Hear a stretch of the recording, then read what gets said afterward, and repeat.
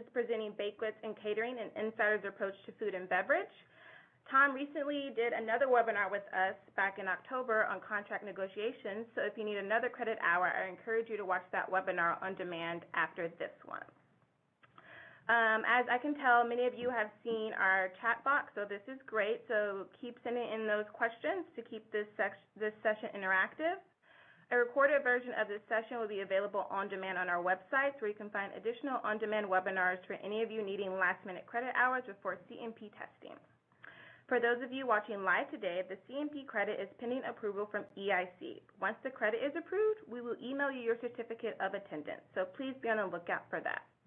For any of you future viewers watching this session on demand and not live, please email me directly at cmore@connecttravel.com to receive your certificate. I'll share more information about our upcoming webinar at the end of the program, but let's go ahead and get started. I'd like to thank Grand Wayne Center in Fort Wayne, Indiana for sponsoring this session. As you see, you have already seen their video, and their center looks great and lots to offer. On your screen right now, you see a map of our upcoming events. If you have any questions, you can email your questions to Kristen Francis, who is our Senior Director of Sales. I will type in her email address for you.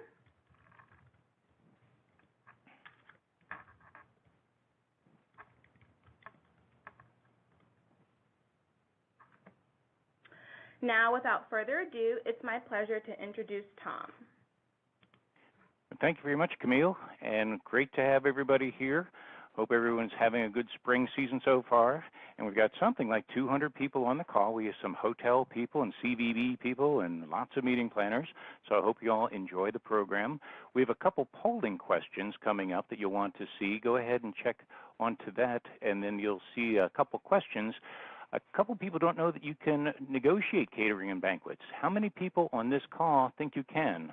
That you can negotiate catering and banquet costs with hotels? Just go ahead and click where it says yes or no there, and just see how many people think they can negotiate. 75 said yes. So that's real good. Okay, yes, and as you're about to see, you really can. There's a ton to negotiate. You can save you and your organization a lot of time and energy, and a lot of time primarily, by negotiating the catering. And then the next question here, so the polling results, we had 70% yes and 30% no, and right around that same area. And then another question is that the, let's see here, hold on. And then, hold on. And then the other question is, what can you negotiate? And some things that are just that are negotiable are centerpieces, desserts, props, and even all of the above. How many people think you can negotiate some or all of those? Go ahead and go onto the screen and click onto the circles that you think that you can negotiate, and go ahead and do that. Oh, all the above, 100%. And that's great, because a lot of times, and we'll see this later on, but a lot of times people will negotiate their sleeping room rate and parking and audiovisual and everything else, but they won't negotiate something that is typically the largest part of their master account. So what we'll talk about today is how to maximize your negotiations and get the best contracts you can while you're negotiating events, the catering for your events. So let's get started. With that in mind, first of all, as far as my name and everything, again, I'm Tom Pasha. A lot of people on this call know me, which is interesting. I see a lot of CVB friends, a lot of hotel friends, and meeting planners I've worked with over the years. And basically, I'm from here in Orlando. I've worked in hotels here in Orlando since I was 15 years old. I started as a busboy and a bartender and a waiter and a cook. Ended up, as you see there, as a garde-manger, which is the cold food prep, a banquet sous chef. I was a line cook, a broiler cook, a number of other cook positions there. And then I got with Hyatt Hotels, and in the course of 20 years, I worked at 12 Hyatts, and I was on the opening and repair tour. It was either opening or it wasn't doing particularly well, and I would get invited in and see what I could do to help get things going again. I was a catering manager at the one hotel at the Hyatt Regency O'Hare many years ago, and then a 6-time director of sales all over the country. And then I also started the group desk for Hyatt Hotels in Omaha, Nebraska. So I had actually 30 inbound and 30 outbound sales managers booking groups all over the country. And then about 20 years ago, I started my company, Contact Planning, and we are a third-party meeting planner. We negotiate space, dates, rates, and in some cases we do a lot with groups that play golf. And then the other thing I like to do is I teach meeting planners how hotels work. And if you like this program, you might look up the other Connect webinars. I do several of those. And then also look up the Meeting Planning Mastermind. And the Mastermind is a series of 2-day sessions where you can actually earn 15 CMP hours while you find out how hotels really work. And it's a very effective and very popular program. So if you do have an interest, you can jump onto that sometime. But go ahead, in this session, we're going to be talking about catering and banquets. It will be tons of information. As I said, be as interactive as you can. Be sure to use that chat screen as much as you can. Ask lots of good questions. Those are the ones I know the answers to. And then if you would, at some point, print out the handouts and write down some notes on this. Take the notes, and because we'll cover a lot of information that you may end up seeing and remembering more if you write it down on a physical notepad. You'll see how hotels work so you can do your work better and to find a with him. And a with him, as you may know, it's a what's in it for me. And I always say what's in it for me is that if you can walk away from the program with a short list of things you can accomplish, that's the goal of the program, and that should be your takeaway of the session. But let's talk about it. Basically, hotels, as far as how are they organized, they're all organized about the same. We all have the rooms department, the food and beverage department. We have amenities, golf, spa, and casino, and support departments. And basically, we'll get into this a little bit. Actually, when I do the whole program, the whole 2-day show, I get into each one of these divisions. But in rooms, it's the front desk, bell desk, housekeeping, laundry, public areas, and then food and beverage. That's one we want to focus on today. This is the area that realistically doesn't make a lot of money for the hotel, but you need it in the hotel in order to fill the rooms. And once you fill the rooms, you fill the outlets, you sell the amenities. So food and beverage is actually critical for a good hotel to be operational. And go ahead and click to the next slide. Food and beverage, the whole department, it's made up of restaurants, bars, room service, banquets, and hospitality. Typically, as I said, it's a critical market and service for the hotel. And the thing is, it doesn't really make any money on its own, or it doesn't make as much money as rooms upstairs do, but it helps fill the rooms. Because when you do a program, people remember the food and they remember the meeting. They don't remember, realistically, they don't remember the rooms. They may remember the lobby, they may remember little bits and pieces, but good food can actually make or break your event. So I'm a big believer in having the meeting planners who should kind of be a bit of a foodie to really do your job well. What happens with food and beverage, though, as I said, is that high product costs and high staff costs make it less profitable. Okay, and because of that, the only part of the food and beverage that really makes money is banquets and beverages. So if you're, and from a hotel standpoint, we will fight and we will compete to get a good piece of business that has good banquets and good beverage sales. So if you have a good group that's a good eaters and good drinkers, we'll actually bump another group in order to take your group. And when I was on property at a hotel, we would actually stack tentatives on a certain set of dates, and the group that's bringing the most revenue would get the space.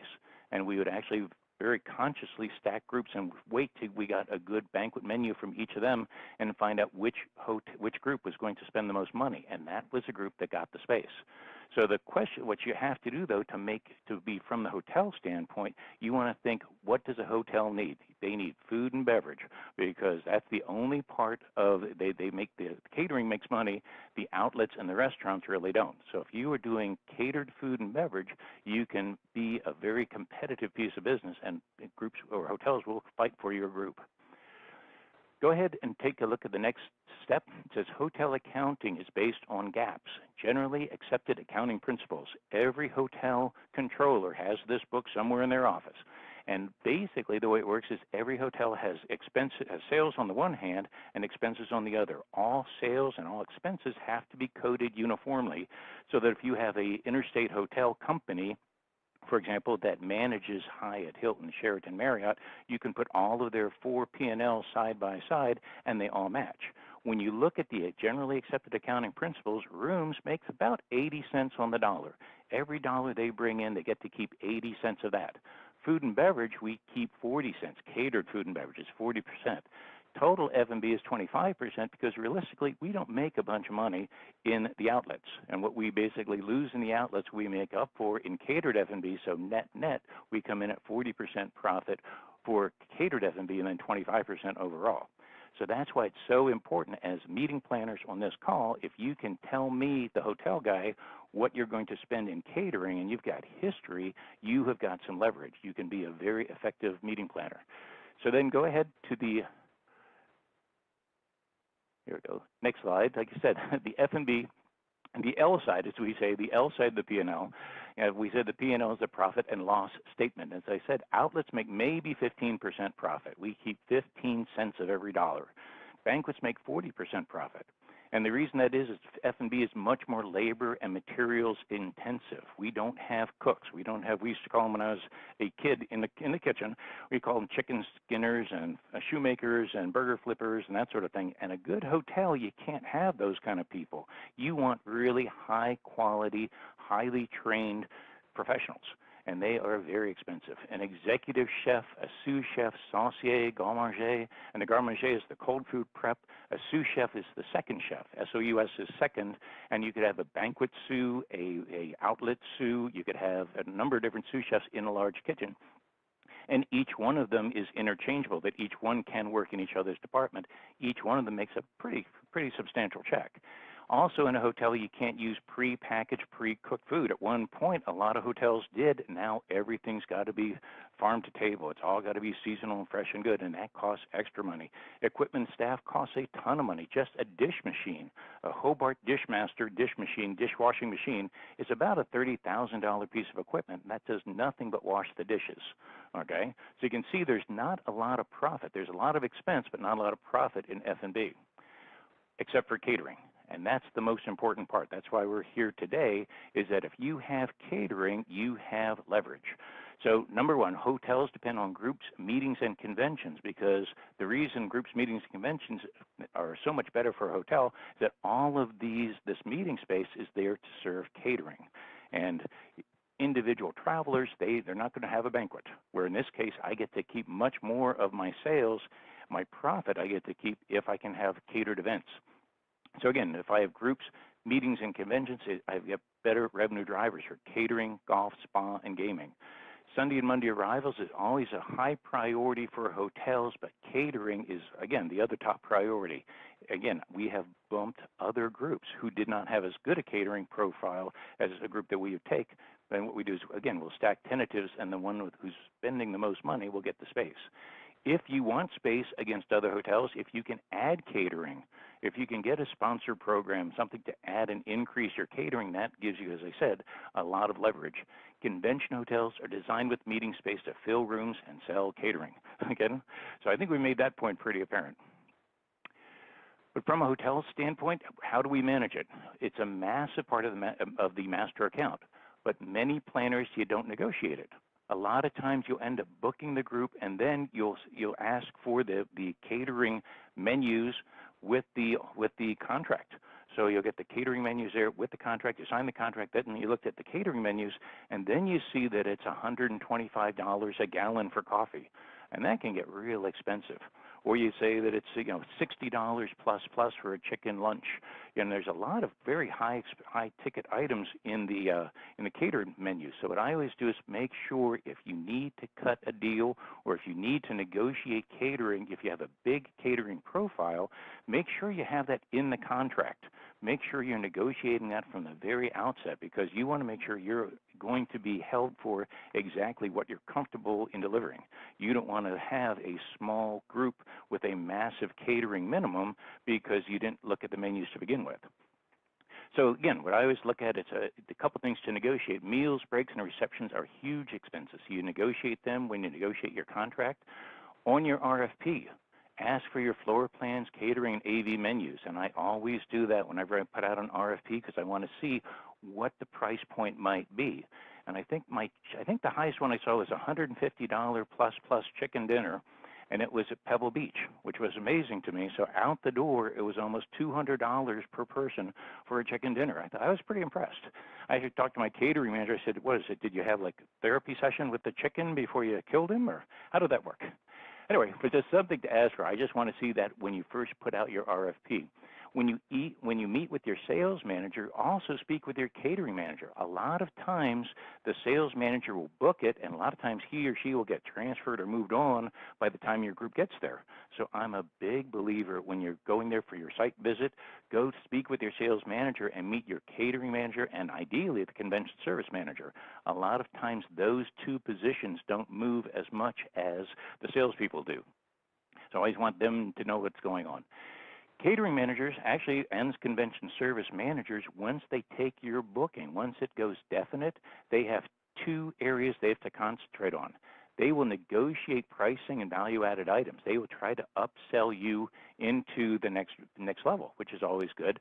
And that's what you want to actually look at also. You want to negotiate pricing, and you want to get the best deal you can. Also, you want to negotiate value-added items, which means these are items that we'll talk about where the hotels have them in inventory, they have them available, and the main thing is you have to be sure to ask for them. Because if you ask for them, a lot of times you'll get them and they won't cost you anything. And then most importantly, at the end of the program, you want to make sure you're looking at the event and it's wrapped up correctly and the accounting is correct. A lot of times there's some accounting issues that come up on the master account that you want to make sure are resolved before you leave. Okay, so we'll talk about that. So a couple of things we also talk about, meals from the hotel side. There's a couple meals in particular. Lunch, you really don't do much with lunch because lunch is basically get in, feed them, meet them, greet them, get them back out to the meeting, okay? But there's two meals that I like to look at is breakfast and dinner. And if the people on this call would like to save some money and deliver a good event, this is the area I highly recommend that meeting planners look at first. For breakfast, first of all, hotels love a banquet breakfast. We love banquet breakfast because it's the lowest food costs and the highest margin. I could be charging $40 and $50 easily, plus for a nice buffet breakfast, but my cost per person, if it's $10, that would be high, okay? Because basically it's bacon, it's eggs, it's toast, it's hash browns, whatever it might be, but it's very low-cost food and a very high profit margin, so I'm going to sell that. If the people in this call, if you want to save money, you can do that, but I'd say definitely negotiate the pricing just with that in mind because there is so much profit involved there. I always highly recommend negotiate your pricing. You don't have to have this huge American buffet monster breakfast if you can do something smaller and lighter. I have a couple of my clients, they will actually do like a small, like a McBreakfast muffin of some sort and maybe a couple cold items.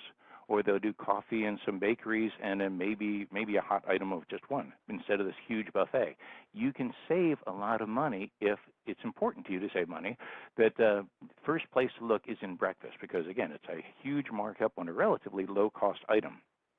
A couple of other items you might try is that restaurant options are typically the best. And the reason I say that is not everybody eats breakfast. So if you have half the group, and typically only about half the group, half the normal attendees will eat breakfast anyway, except when they have a full buffet in front of them. So a lot of my clients, what I'd recommend if you want to save money is don't do the buffet at all. Don't do the breakfast at all. Let them find the restaurant, and if people want to do a cup of coffee, can do that. People want to do the full breakfast buffet, they can do that. That's very easy and gets that much off your master account. That's something to think about. There's a couple of ways of doing it. Add a breakfast or continental breakfast voucher onto the registration fee, where they just go into the outlet and you're only charged for the vouchers that are redeemed. That's an excellent way of controlling your costs, and you're actually able to see how many people actually had breakfast versus putting out a full buffet.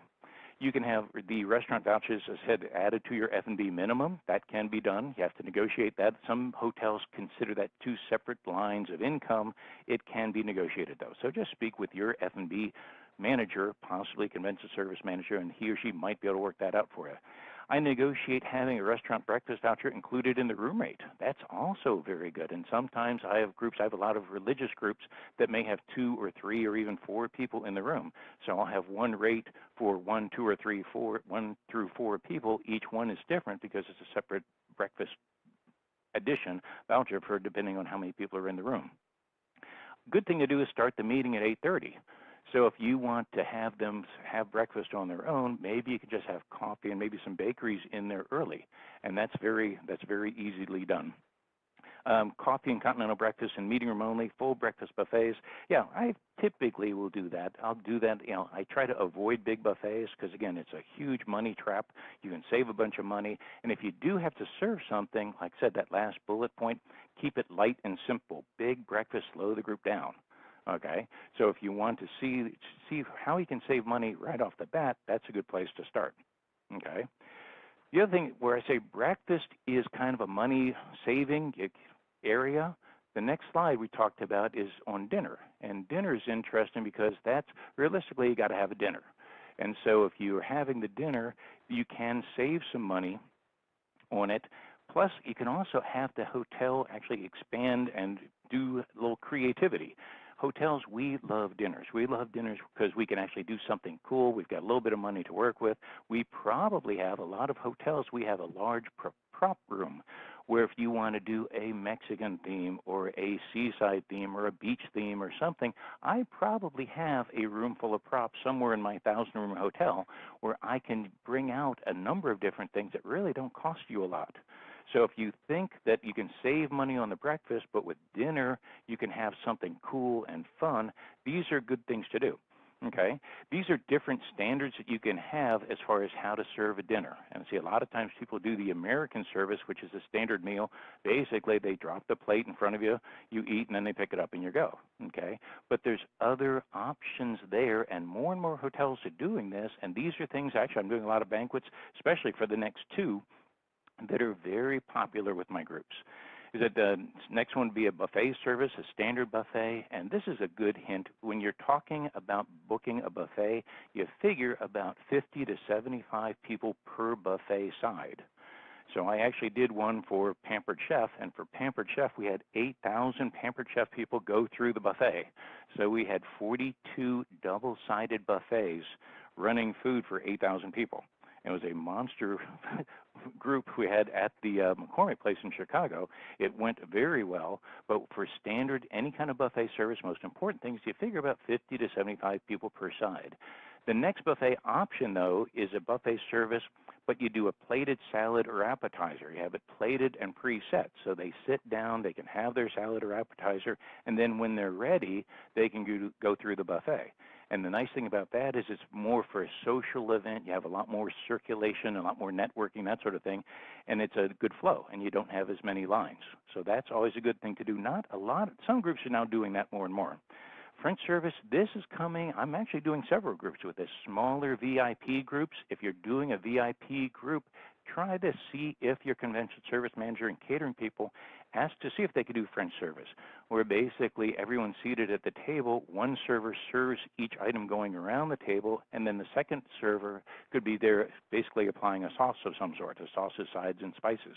These are things that if you want something unique and fun that you've not maybe seen in a few years, that's actually coming back. And for a very VIP group, the Guéridon, what that is, many years ago in a lot of restaurants, they used to do the flambe desserts, they do the different salads, they do all sorts of things at tableside, and Guéridon is actually the little wheelie cart that people would pull up to the table. And those are turning into very popular ways of having a meal also. They do the tableside prep, they do Caesar salads, flambe desserts, bananas Foster, cherries Jubilee, that sort of thing. And that's the kind of group that if you want to make a really big impression, that's an excellent way of doing it. And then lastly, I always believe in asking my catering or convention service manager, what kind of props do you have? Themes or lazy Susans, guests to serve each other. A lot of times the catering manager, he or she can tell you what they've got on hand that would make for a nice night. And so a lot of times you can ask for something that, maybe they've got something in hand that they do particularly well. I've done a lot of, say in New Orleans, they do Mardi Gras themes for everything. Who knew? But it's very good. They've got, most of the larger convention hotels have got tons of Mardi Gras props in their prop room. All you have to do is ask for it. New York has tons of New York props. I mean, each city has got their own little flavor. So if you are in one of those cities or any city, I would just ask to see what they might have on hand. So those are, like I said, breakfast is a good place to save money. Dinner is kind of a fun way if you're going to spend a little bit more money than a normal meal, but if you're going to spend that kind of money, you can really make it a special event. So those are the major meals. And then the next part to think about would be the setups. And setting up a room, a lot of times my meeting planners, I actually educate them on how do rooms get set up. And it's very important for the people on this call to know your setups, because we do. We hotel guys do. Most of us started off setting up rooms. I had most of my bosses. One of my bosses, great, he ended up as the vice president for Hyatt Hotels, but he started off as a banquet houseman. And he knew exactly how many people could fit in exactly how much space. So the people in this call, you want to know as much or more than we hotel guys will. So a couple of things, just take a look at this, and this is actually something you may want to look at for future also. I said banquet room setup is critical. Buffets are best, as I said, for 50 to 75 people at the very most per side per table. Okay, a banquet round, they're either 5 foot, 5.5 foot, or 6 foot across. Okay, 60, 66, or 72 inches across. That's how we determine how big that table is. If it's a 60 or 66 inch table, which is a 5 or 5.5 foot, either 6 to 8 people at the very most. Some hotels will say they can put 10 on that. They really can't. It is extremely tight. A 72 inch table, again, a 6 footer, 6 foot round, a lot of hotels say we can do 10, even 12 people on a 6 foot round. You really can't, especially if your people have any kind of size issues, if you have people in wheelchairs or walkers, or you need accessibility or larger aisles. Plus, in a banquet situation, if they're trying to put 10 or 12 people on a table, you're probably in too small a room, which means the banquet servers are in a bigger danger of possibly dropping something. And we don't want that to happen, because you're going to lose, 10 covers at $50 each very easily. So think about that. So this is pretty much, I don't like to do more than 8 people on a 6 foot round, just the way it works. And so the way the calculations works, if I have a 72 inch table set for 10, okay, and realistically it doesn't matter if I have it set for 6, 8, or 10, if I have a 72 inch table with chairs around it, basically it comes in at a 10 by 10 foot box. If it's a 10 by 10 foot box, that's 100 square feet. So the next calculation is, if you see 500 people, means I need 50 tables of 10 people each, means I need basically 50 tables times that 100 square foot box. So that's 5,000 net square feet, which means tables side by side by side by side, but that's not going to get approved by the fire marshal. So what you have to do is you add almost 50% for aisles and exits. So if you take that 5,000 net square feet plus 50%, or 50% of that is 7,500 minimum, okay? And that works out to be about 15 square feet per person. That's tight. It's legal, but it's tight. Ideally, I try to look at 25 square feet per person is comfortable. I like people to set up. I have a lot of older groups. I have some construction companies, and these are big, primarily big guys, and you don't want to put them in a small room. They'll be bunched right into each other. So what I'll do is about 25 square feet per person is comfortable, but then when I add a front screen, risers, podiums, all that stuff, works out to be about 30 square feet per person. That is a legal, comfortable set. Okay, and that's a good one to work with. So typically what I'll do is that if it's a room, I try to avoid rooms with different sizes of height for their ceilings. I try to avoid pillars, obviously. I want to make sure we have good sight lines all over. I want to find out how many doors. I have one of my groups, we're putting a dinner for 800 in a 12,000 square foot ballroom. So it's going to be tight. It can be done, but what we have to do is we have to find out how many fire doors we can block, and it turns out we're able to block several of them because they led to the kitchen. They didn't lead to an actual exit. So with that in mind, you have to make sure that you're legal. So that's where it says get a CAD drawing from your catering and banquet manager. And then I had a couple questions, a couple people written here. A lot of people like this banquet setup here portion. Okay, let's see. I had a couple here. Let's see here. How much room is best in the back of the room for banqueters? Have enough room to move around? Realistically, they will pack it to the last table, okay? I always try, and the thing is, I always try to make it as comfortable as possible. So again, 30, 35 square feet per person. If it gets much smaller than that, it really gets tight and unmanageable. Typically, what the banquet staff will do is that they will stack the covers onto their banquet tray, then bring it out from the kitchen or from the pre-function area. So they don't, I wouldn't really worry about that so much. The 25 and 30 square feet per person calculation here, that would include enough service area and enough aisles and exits so that you can service the room. If it gets too much tighter than that, it can be uncomfortable and it would be difficult to serve. And I was an excellent banquet bartender, but I was a horrible banquet server, and I dropped a bunch of trays. I was not good. So what they do is a lot of times they'll put the junior most banquet servers, they'll give them the station in the middle of the ballroom. So again, it's actually going to be more difficult to get served from a big, tight room because the center stations are going to be the least experienced servers. So as much as you can, kind of go with that 25 to 30 square feet per person. I hope you enjoy that. That's very good and it's very important. So that's kind of the basics on catering. But now let's talk about how to negotiate this stuff, because negotiating is real important. Because they have a lot of times we just throw this wish list at the hotel and see what they bite on. A lot of times catering, again, they do make some money. It's not like rooms where you got 80% profit. In catering, you make 40%, so there is some wiggle room there. But there's a couple of things you should do. When you're negotiating, ask a little bit more. Make a note for this one. I always ask for a little bit more than I really need, because I know if I can give away some stuff, if I don't have to take it all, I don't want to be a pig about it, but I do want to be aggressive knowing that I have to give back some. So I'll ask for 110% and I'll settle for 100%. So I ask for that. And these are some good tips to ask. You know, like I said, first point, don't hesitate to ask what you need. You know, the hotel needs your business. Again, we will fight for good group business that has good catering, number one, because we have lots of groups where it's 10 rooms and a coffee break and some time management seminar or something like that where they don't spend anything. It's a problem with us. We don't want to tie up a ballroom for a meeting when I could put a meal in there, okay? First of all, so don't hesitate to ask what you need. Shop a couple hotels. If you know you're going to come to the Chicago O'Hare, it's my old stomping ground, tell the Hyatt, the Hilton, the Sheraton, the Marriott, tell everybody you're shopping them, because we competed with every one of those hotels on a daily basis. And if I know that the Marriott is offering you one kind of deal, me, the Hyatt guy, I'm going to try and beat them, because I want to beat them. Even though they're going to win some, I'm going to win some. I try to beat them as much as I can.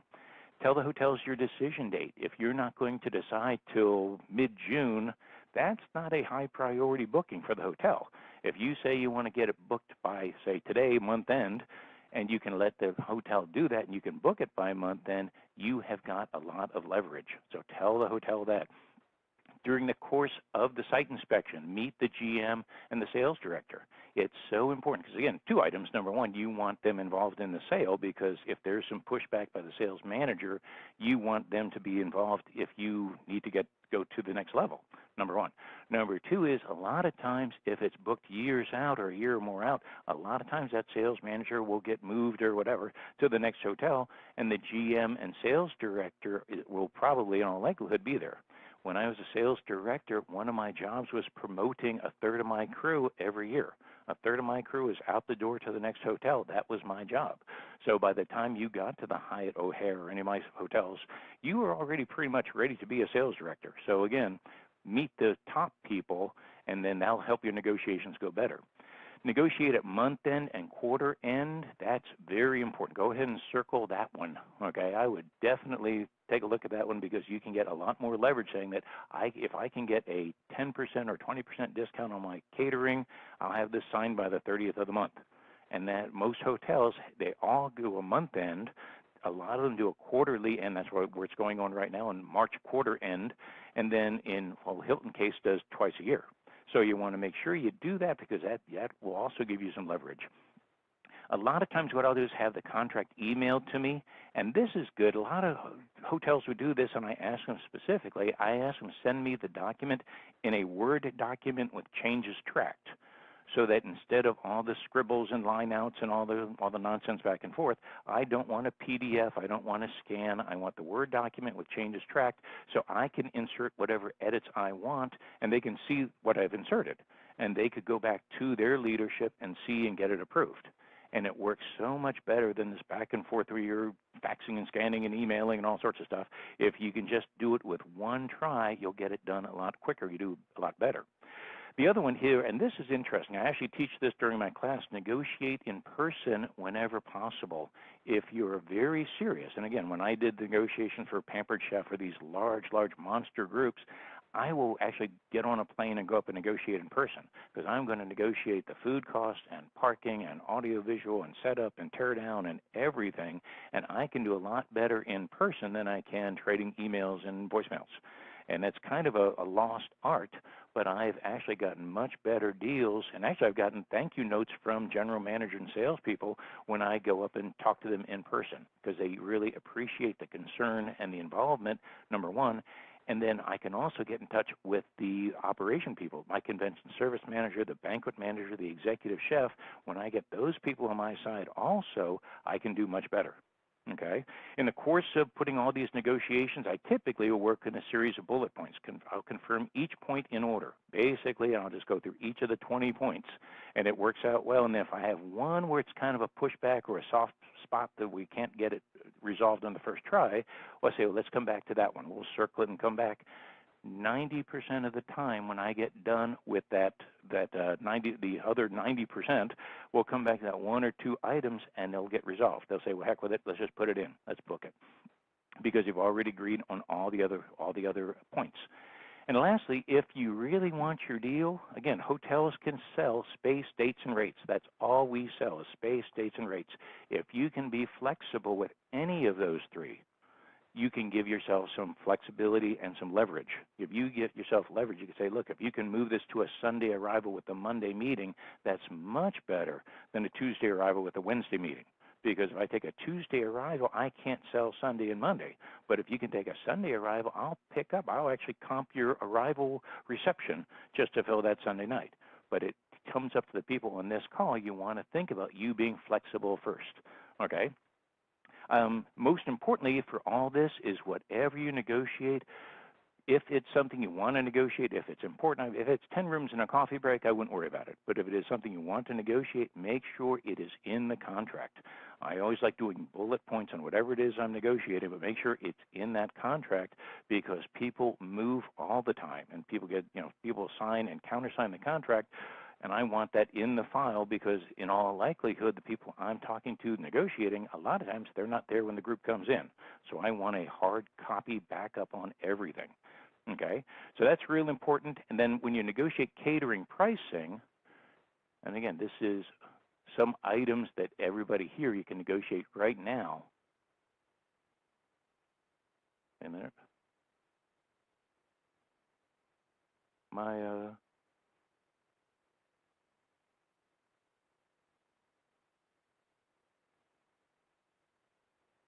Say, Camille, I think we're off here. We online? Here we go. I don't know what happened. Okay, sorry. Anyway, but catering prices, like I said, this is all stuff. I would just take a look at all this stuff and check to see, again, if you've got a lot of catering, this is stuff you can negotiate. If it's 10 rooms and a coffee break, probably not. But these are things you could ask for during the negotiation. I would always say catered food, it's 40% profit and beverages 25% profit in catering. Okay, so first thing I would negotiate is the basics, a 10 or 20% discount, just a blanket discount on published pricing. A lot of times hotels don't have a problem at all with that. What I might do also is that I want 10 or 20% off current banquet menus for a future date. So it could be a January 2019 program, but I want the current catering menus with a 10% discount. So that way I know exactly what I'll be saving. And the trick there is make sure you've got a copy of the catering menus in hand. That's very important. The next part, meet with the chef and catering manager and ask them. They love stuff like that. They get bored. And I was a catering manager, and you just get bored to death with these chicken breast dinners and all that stuff. Ask them, see what they got, what would be interesting and fun and that sort of thing. What's seasonal, what's farm to table, action stations, a choice of entree, duet entrees, dual entrees. There's a lot of different options you can ask, but just ask the catering manager, your convention service manager, what are they good at? What do they like to do? I'd ask for current pricing for future bookings. Sometimes, like I said, I'll do the current pricing, or I'll ask a discount of the current pricing for a future booking. Ask for that. The next one is interesting, menu matching. A lot of times, if you ask to see what is the other group having for lunch, okay? And back when I was a catering manager, we used to say Tuesday was Cheesecake Day. So we would have every banquet would have cheesecake for dessert, because that meant we didn't have to make up 2 and 3 different desserts. And realistically, if it's cheesecake or whatever it might be, it doesn't really matter. It's a nice little dessert no matter what. A lot of times you can talk to the catering manager and say, look, if I match what's already you're serving, can you take $1 a cover off or $2 a cover, or whatever the number might be? Ask for an additional discount. The next one is interesting. I see a lot of people on this call from nonprofit groups. And nonprofit are very important because a lot of hotels have either a nonprofit or a service organization or a whatever, some kind of benefit menu. They actually have maybe a smaller portion of a nice menu item, and you can save a couple bucks. Actually, what Ritz-Carlton has one called the pineapple menu. And a pineapple menu might be for like the Rotary annual meeting dinner or something, that sort of thing, where it's for a nonprofit organization. It's typically a smaller portion of pretty nice stuff at a good discount. So ask for it. Ask if they have something like that, or if they can design something for you. Veterans menus, I have a lot of hotels have a veterans menu, an educational menu, social service, senior and junior menu. All of that can be customized. So ask for what you need. Again, hotel people, we have a very limited attention span. So if you can give us something interesting to play with, we like it, and we will be good at it, and we'll come up with something good for you. Ask for a seasonal special. A lot of times, you get like a summer salad or a chicken salad kind of idea, which is lighter and nicer. And realistically, some of these menus, they're year-round, and it's the protein and the 2 starches and the 1 vegetable or whatever it is, and it's kind of boring. But if you can say something lighter, you can save some money there.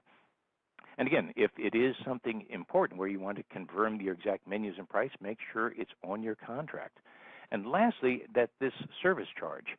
If everyone's seen what's called a gap, again, the generally accepted accounting principle, 20 to 24% gratuity or service charge, that adds up really quick, number one. And most of the time it's a 24% service charge, and then there's tax on top of that. So it could be up to 32% when it's all said and done.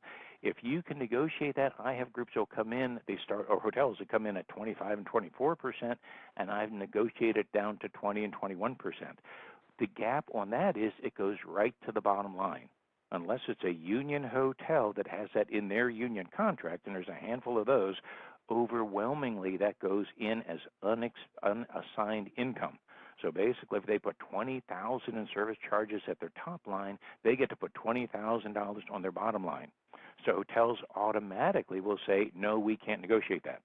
When in fact you say, if you can get a couple hotels to talking about it, if you can get one to negotiate it, one to come down, then you could use that to leverage against the other hotels. But I'm a big believer in that. I try to get my clients the best deal. A lot of the hotels are now at that 24 and 25. I'm trying to get around 20, 21 as much as I can, because it's a big number one, and then it's taxable, number 2. And then the other 2 things, you may write in on these, and you can negotiate meeting room rental. A lot of times, meeting room rental, it's one of those things that does fall under catering. It does go on the catering page of a hotel P&L, number 1. It's also 100% profit. If they put $10,000 on their top line, it's $10,000 on their bottom line. So what I will do is negotiate it based on a food and beverage minimum or a rooms minimum or both, and I would want to have that in the contract. Also, audio-visual pricing, right? That went in also because, surprisingly, a lot of AV, they say, well, we can't negotiate since that's an outside vendor. That's true. Most of those outside vendors do have a 25 or 30% commission back to the hotel. So the hotel did not let them in the hotel just because they're nice people. They're there to make money, but there is a commission of found money in there, so there is some wiggle room. So if you need 10%, 15, 20% off the AV, that's something you could definitely ask for, and most of the time you can get. So I definitely would add those 2 to my list because they're not typically catering, but they also hit that catering topic. Anyway, so that's very important. And then go to the next step here, value-added items, where the first time we talked about actual pricing, Value-added items are things that hotels may have in inventory or they can offer that realistically don't cost them much or anything, and they make a great impression. So value-added items are comps and upgrades charged back to the hotel at cost, not retail. So a lot of times, and this is kind of funny because in hotels they have on the sales budget, it's called the S&P budget, which is the sales and promotion budget, which means if I'm the director of sales and I want to comp an arrival reception, I can do that out of my budget, and it's charged back to my budget at cost, not at retail. So some of these items are charged back to sales. Some of them are basically just absorbed in the cost of doing business. So the people on this call, the planners, can ask for them. A lot of times you'll get them. You won't get them all the time, but you will get them a lot of the time. Centerpieces, I always ask for mirror tiles, votive candles, a floating bud vase, whatever it might be. If I'm spending $65 plus for a chicken lunch, I want a centerpiece. I want a flower in there, and I'm not being unreasonable because I know what the food cost is on that chicken lunch, but I do want to make sure that I have a good-looking presentation. And a lot of times the hotels have that there. All they have to do is bring it out of the closet. Okay. As I mentioned earlier, props, themes, linen, napkin upgrades, buffet lights, uplights, logoed decor. All of that can be done. The logo decor, a lot of times, I've actually done cakes where the hotel is actually going to do a sheet cake or something, a dessert cake for the buffet, and we'll put the logo on it and it doesn't cost us a dime. It's just kind of a nice little touch when people go through the buffet and say, well, isn't that clever? I have one group, we actually do custom banquet menus are at every place for all of their banquets. They love stuff like that. It costs us the printing. So it doesn't cost realistically anything, but makes a great impression. Easels, stanchions, risers, podiums, flags, and backdrops, all of that stuff, every one of those things are in the inventory right now for most convention hotels. Most hotels don't have to rent it, and if you need any of that, I would ask for as much as you can. Go ahead and ask for that also, because you see that there's going to be a lot of ways you can save some money. Sometimes they say like a stanchion is so much per run, easels are $50 a day, but again, if you're spending $50 or $60 for a meal plus, you should get some of this should be included. And then I have somebody actually got a couple questions that have come in here. Let's see, negotiate service charge. Okay, I've not heard being able to negotiate service charge. Okay, someone from Toronto, Canada. And yes, and actually in Toronto, I've negotiated at major hotels downtown, and I just finished a nice program in Montreal, and we negotiated it. And it can be negotiated. Of course, you're always going to get some pushback, number one, but you can do it. And the most important thing, as I said, is to get 2 and 3 different hotels competing for your business and see if you could have one hotel say, yes, we'll take it down to 22%. That's the Hyatt guy. You can go back to the Marriott guy and say, look, the Hyatt guy just gave me 22%. Can you meet that or beat that? And realistically, I've actually run the numbers, the difference between the 22 and 24%, it's 2%. So if you have $1,000 F&B event, that's $200. So it's not, or actually $20. So it's not a bunch of money. It sounds very dramatic, and it sounds like you're going to spending a lot of money, but it's one of those things, the law of big numbers. If you can have them come down just a couple percentage points, because those percentage points are also taxable, you can save yourself more money. So I would always ask for that, and I always want to see, I want to know what is the percentage that's typical, and then can we negotiate it if I have a group that does have a budget? And most groups, I have some very high-end corporate groups, but they do have a budget. They do have to come in at a certain price point, and I can tell the hotel saying, look, if you can come in for instead of the 24, if you can hit 22, basically it's going to be costing, I had one the other day, it cost the hotel $500, but it's for a $30,000 piece of business. Piece of catering business, so nice piece of business, and so they huddled up for just a minute and said, yes, we will do it. And then that gave me some ammunition where I was able to compare that against several other hotels and I got everybody down at 22%.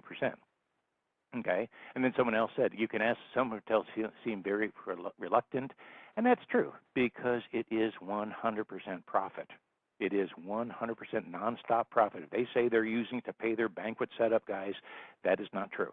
That banquet setup guys, it's on a separate labor line than the income from the service charge. Service charge is 100%. Again, that's a gap. And so it's kind of interesting, but I would say always push for it. And if you can get one to agree to it, you can get the other ones. Okay? And then, let's see. See, there's a couple good questions. Yeah, that was good though. Good.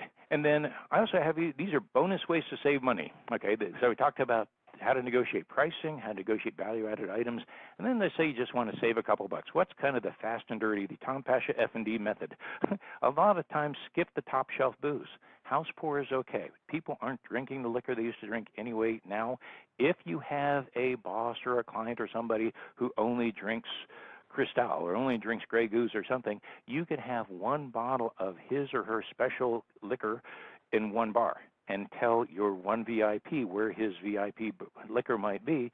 Everybody else should be paying house pour because you can save a ton of money.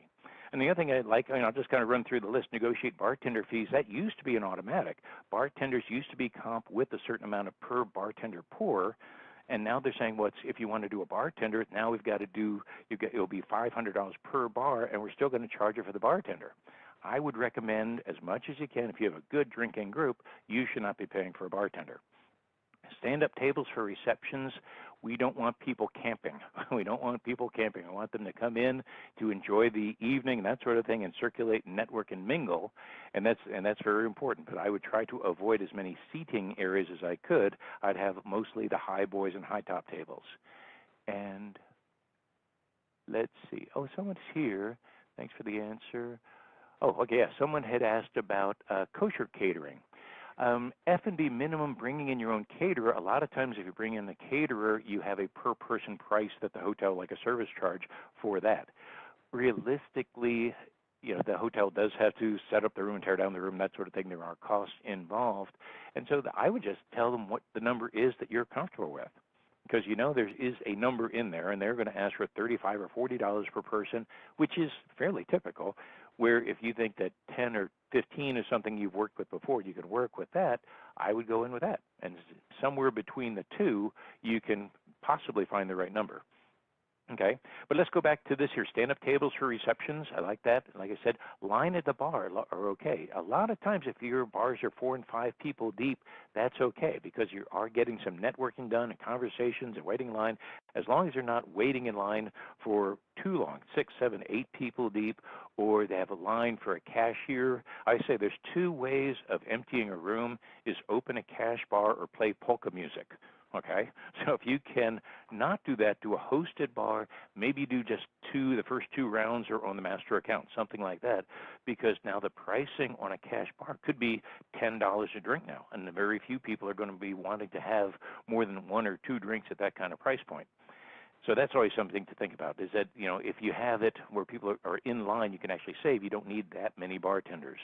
If you have order by consumption for Cokes and package items, those are things you can actually order and just say, put out 500 and however come back, you charge for whatever was consumed. Skip the salad and soup course for lunch. A lot of people don't eat it anyway. So I would say lose that. A lot of times the lunch dessert, instead of serving it at lunch, go ahead and serve it for, say, the afternoon break. This one's interesting. The bartenders use pour spouts, okay, not the free pour. And then pour spouts is, I guess that's a typo, sorry there. But use pour spouts because that way they're going to get a metered shot, where it is a regular shot, not an extra heavy shot. So you'll be able to get the correct number of shots out of the bottle. And then you've got the action stations and server passed hors d'oeuvres. Those slow down consumption. If you put out a big buffet, people will load their plates and eat maybe 2/3 of it, and they will throw away 1/3 of everything they touch, which is amazingly wasteful, but that's how it works. If you want to save a little bit of money, you go with the action stations that we're talking about and server passed hors d'oeuvres. You can save some money there. A lot of times, next step is just ask for discontinued wine brands. Ask for stuff. A lot of times hotels will say, well, we don't carry that for a large group anymore, but if you have a small group, a lot of times they'll want to get rid of a closed out inventory. That's good to ask for. Smaller plates is good. Reusing centerpieces. I've had a lot of centerpieces there for 2 and 3 day meetings, and we'll just move them around from the centerpiece to the hotel to the buffets. And the last one I like is seafood is expensive. I will hide the shrimp buffet. It'll be somewhere in the back in the dark somewhere because they won't want it, but the thing is, it gets very expensive. Okay? And a couple other things you can just ask for as far as saving money right off the bat. A lot of times, and you might write this in, coffee. Why are we paying $125 plus for a gallon of coffee? Ask for the house brand. See, I have some clients I got $40 and $50 a gallon, number one. Number two is that I'd like to do to save my clients money is to get away from any bottled water. I do just water stations. And if it's a water station, I'd say, look, I'm going green. I'm trying to save the planet by not having all this waste out there. I want to have the water station so I'm able to, actually stretch my budget quite a bit because realistically, water's water. So you can save money with all those events. And then last, actually just 2 more slides here, the catering wrap-up. Basically, hold on, let me get that slide. Most important here, accounting. Make sure that what you paid for is what you got. Get guaranteed menu pricing. Like I said, before you sign it, check it against BEO and banquet checks. Make sure it is complete and correct, number one. Number two, check your BEOs that set the guarantee menu item and price. The BEO, I actually do a whole session on just BEOs. That is the most important piece of paper in that building. So you want to make sure it is completely accurate all the way through. I do a bottle count at every reception. If I have a big, heavy drinking group, I want to do a count of how much booze is going out into the ballroom and how much is coming back in. And if you go through my meeting planning mastermind, we actually show you how that calculation is made. We want to make sure that it is an accurate number, because if you go down, actually 2 sections there, 2 items there. If you have 1/5 a bottle, which is 1/5 of booze, you get 10/10, 3 shots each. So basically, you get 30 shots in 1/5. If you spend or charging $10 per shot, that's $300 for that bottle retail. And the cost on it is maybe $30. So it's only 10% cost, 90% profit on that one bottle. So if you are having a good drinking group, and again, I have a lot of groups that are excellent drinkers, and as a bartender, I would have been all over them, but you want to make sure the count is correct. And because a lot of times there's some rounding that goes on, so you want to make sure your count is correct. The other thing is make sure that if you're doing the count, make sure that you've not had too many cocktails also. It's very important. And then the last part here is make sure the banquet checks are signed at every event. Make sure that somebody finds you with the banquet check and you sign that at that point in time. You want to close out that check at every event. I don't want to have some check come in a week later, and I've had this, where somehow the count was missed.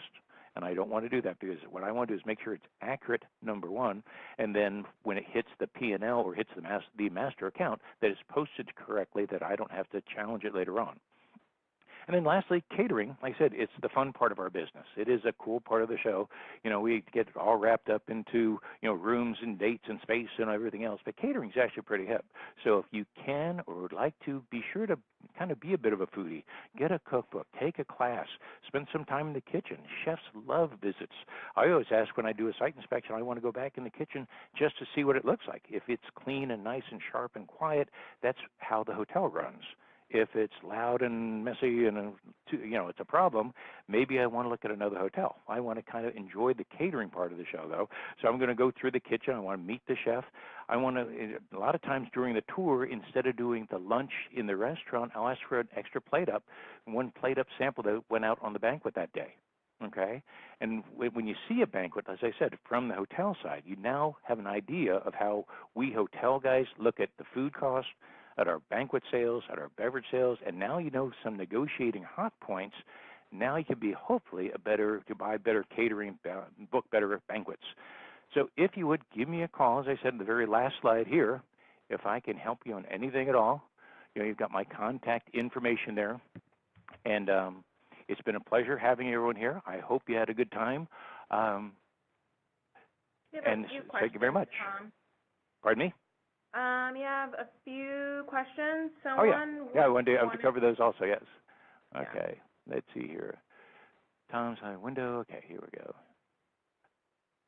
Kosher caterer, okay, we talked about the kosher caterer, okay. Practice guaranteeing all your meals at a certain percentage lower. I think that's typically, if you do it within 3 to 5%, that's okay, because again, in the hotel kitchen, we are going to be kind of accurate. We're going to over prep by just a couple.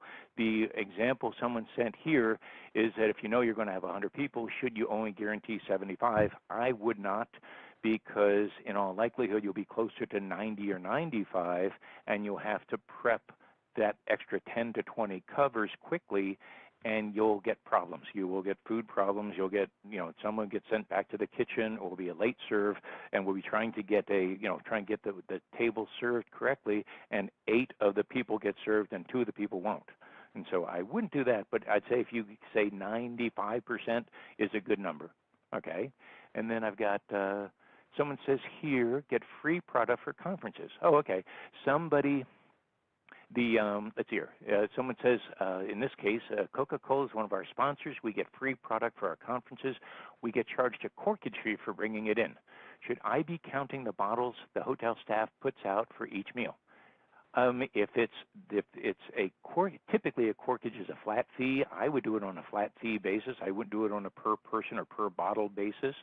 But I would say, if there's a meeting for 200 people, there will be a flat fee of X and such, whatever it might be, negotiated on that. So you're not chasing individual bottles. Coca-Cola or a soda, there's not enough markup on that to be important to the hotel, but I would just make sure that the corkage fee is a reasonable number. Okay? How do you get the hotel to include all of your added notes in their BEOs? That's a good question. It's a good question here. How do you get the hotel to include all of your added notes in their BEOs? I send them the notes. I will send them bullet points saying, please include this in your booking contract, and in a lot of cases, please include this in the BEOs. I just finished a group at a resort this past week, and they wanted all gluten-free, farm-to-table, very sustainable, very complete, and very, very specific menu items, and that all had to go in there. It had to be and it was all included in the BEO after I sent it to the hotel. And when you send it to them, realistically, they'll just cut and paste it, put it right in. Any other questions? Have any others we want to talk about? I think we're good. Okay, anyway, thank you again, Tom, for sharing with us today. Sure. And again, I appreciate everybody's time and interest. I hope we covered some good topics for you. Number one, as I said it a couple times, but I hope that you enjoyed everything that we went over. If you would go ahead and print everything up, write down some notes. I always think if you go through it in a little while and you'll see stuff that you may remember as being a particularly good, workable, something you could add to what you do. And again, if I can help anybody, be sure to give me a call. Again, my contact information's here, and thanks again for coming. Yes, thank you for joining us again, Tom. Again, my apologies for the earlier technical difficulties. After this webinar concludes, you will be directed to a short survey. If you could fill it out, that would be great for us to get some feedback. And if you look underneath the audio box, you'll notice a button about learn more about an expo, which is the platform we use. So click that button to learn more about webinars and webcastings if you would like to do one for your company or organization. You can learn about our past and upcoming webinars that are listed on the screen right now. For those of you watching live today, the CMP credit is still pending approval from the EIC. Once the credit is approved, we will email you your certificate of attendance, so please be on the lookout for that. Again, if you're watching on demand, please email me for your certificate. It will not come to you automatically. If you have any questions, please email me at cmore@connecttravel.com. I hope you can join us. Actually, I did see one more. I did see one more question. If we want to talk about this here, someone asked above. Great question. Recommended size group. Okay, let me just hit this. Someone asked this above, and I think it's a great question. Is there a recommended size group for a buffet service, plated salad, or appetizer setup? For a buffet service, typically I would say anything, say 25 or more, is good. Because if you go less than that, it's a lot of production. A lot of times there's a service fee or a setup fee for a buffet of less than 25 people. So typically I would ask something of 25, maybe 30 people or more is a good number. And then someone wrote, thank you for the interesting information. And someone here asked, why do hotels want a program to begin on Sunday with a Monday pattern? And we kind of touched on that because a lot of groups, individual travelers, they want to arrive on Tuesday, meet Wednesday, Thursday at their offices nearby where they're not having any events at the hotel. So if we take a Tuesday arrival in the hotel with a Wednesday meeting, in all likelihood, I won't be able to sell that Sunday and Monday arrival the night before. In a hotel, we are open 365 nights a year. So I don't want to fill one night and not be able to fill the other two. So what a lot of times I can do is I'll actually give a better deal, or I'll sponsor a reception or something to get the group on a Sunday arrival And if they're able to do that, I'll make it worth their while because that comes off my budget as the salesperson, not as I say, a discount on the room rate. And so it's worth my while, and then I'll be able to fill those 2 nights. Yeah, we call that high centering. If you high center the Tuesday, you'll never sell Monday and Tuesday or Sunday and Monday. Anyway, so again, I think that's all the questions. Go ahead, Camille, I'm sorry. Go ahead. Oh, that's okay. So we hope that y'all can join us again April 17th for the rescheduled webinar with Connect speaker Daryl Hammond. If you join that one in February, that webinar is rescheduled for next month. And that is sponsored by Providence Warwick. Thank you again, guys, and have a great day. Thank you. Bye.